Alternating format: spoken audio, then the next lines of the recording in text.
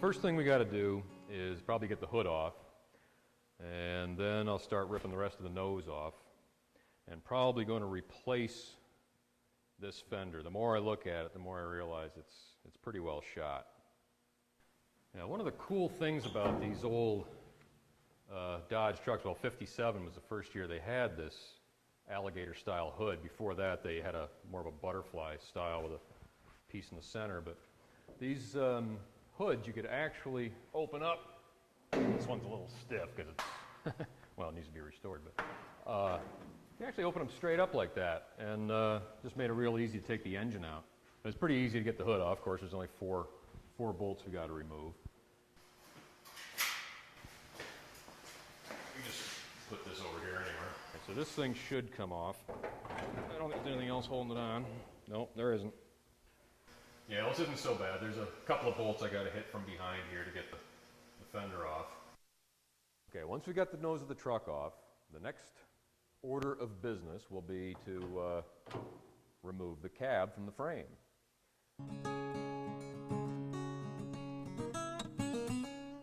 I have to get these rusty old cab mounts off.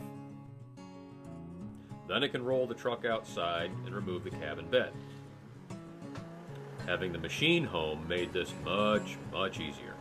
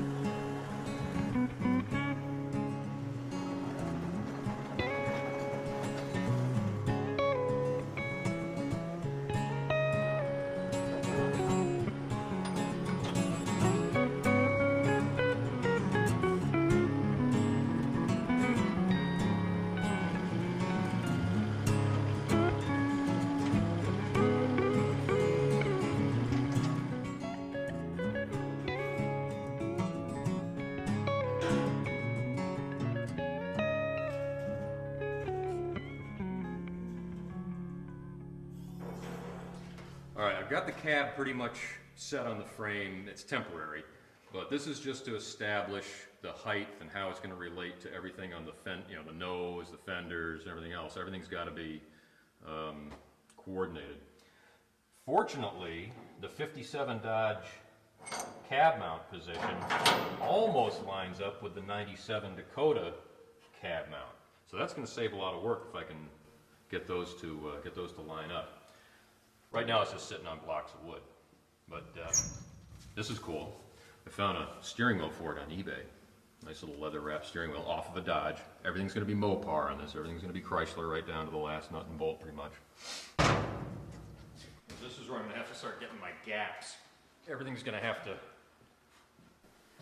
Okay, so I'm going to set this into place. Again, temporarily, because we just want to establish the gaps. Just get this sit in here. It always helps to have extra pair of hands.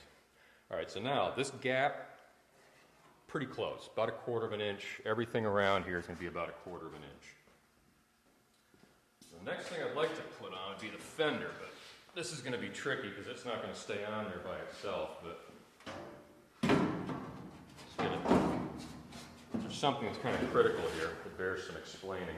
What's really critical now, it pretty much has to do with where the cab sits on the frame, is that this wheel opening has to be correct with the wheel. This wheel has to be sitting in the right position, or this is going to look ridiculous. So, it can't be too far forward, it can't be too far back. The other thing, this is going to look like if there's too much clearance here, it's not what I want. But once I get the engine in there, this whole thing's going to suck down, and I'm only going to have about that much clearance, which will be just about right. Okay, now what I did up here is on the front of the Dakota frame, these brackets were part of the original bumper assembly. I don't know what they did now, but they held something up. But what I thought was they might hold this nose piece quite nicely if I cut them and flipped them around, because that's what's going to hold the front of the fender up. Now, let me just get this thing set up into place quick, and then we can put the fender on, see how that's going to work. Again, this is all just kind of temporary, just so I can make sure everything's going to fit.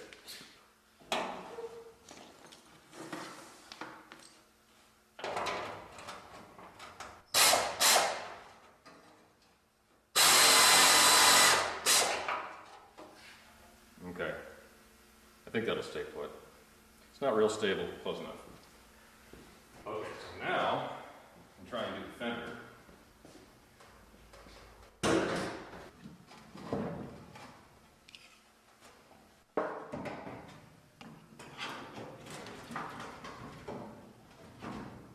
Okay, now just stick some clamps on here quick.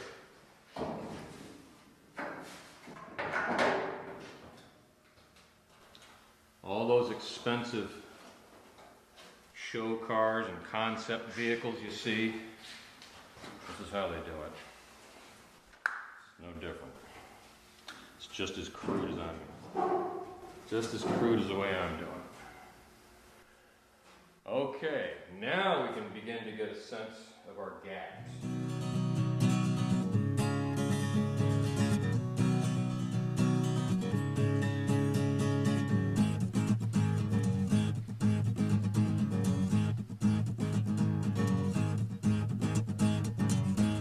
This is what we got to deal with. The wheel opening is just about right because the nose is sitting in the right place. Now the fender length is constant. We know that's going to stay. So now we've got a little gap here that's too much. This has got to be about between 1/4 1/2, maybe 5/16 of an inch closer. So that means the cab's got to come ahead just a little bit. Now you'll notice this gap, it's pretty wide, but it's also fairly consistent. So that means that the pitch fore and aft of the cab is pretty close to what we're looking for. Because if you got the back of the cab too high, this gap's going to be too tight, this gap's going to be too wide.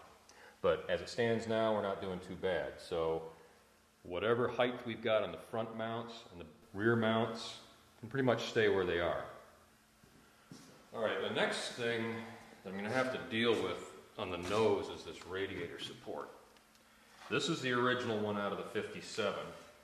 You can see how the radiator bolted here, but we're not going to be able to use the whole thing because now we've got it made up to the Dakota frame. That's going to have to sit like this, but I'm going to want to have it supported over here on the frame. So I'll make brackets to come off of here and go onto the front of the frame, but it'll also hold the nose in place, which was the original 57 truck concept. So there was holes here for script. There was a hole here for a antenna. Some Yahoo put something on top of here, I don't know what or why. Now, these holes here were the original Dodge script, but I want this to be clean up front. I don't want any chrome on here, so I had to fill those holes in and grind them off. The only real serious rust in the floor on this truck was this area in here. But some guy, he tried to patch it up and took roofing tar and God knows what else and laid it in here. But I'm just going to cut this whole piece right out. But I'm taking it to the sandblaster, and the more of this crud I get off of here, the less time the sandblaster is going to have to sit there and try and blow this off. So I'll scrape off quite a bit of it, and then we'll let him have at it.